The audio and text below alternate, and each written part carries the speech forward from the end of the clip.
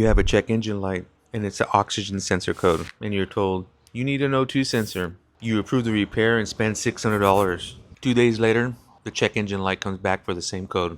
Think of an oxygen sensor as a reporter. It sits on your exhaust and it reports back to the computer. And it reports exactly what it says: oxygen, air. Here are 3 things that can cause an oxygen sensor to report this code. Number 1, an intake or vacuum leak. Imagine your engine is expecting 10 scoops of air, but extra air sneaks in through a crack hose or some other leak. The computer doesn't know about the extra air, but the oxygen sensor sees the results in the exhaust. Too much air. Number 2, low fuel pressure.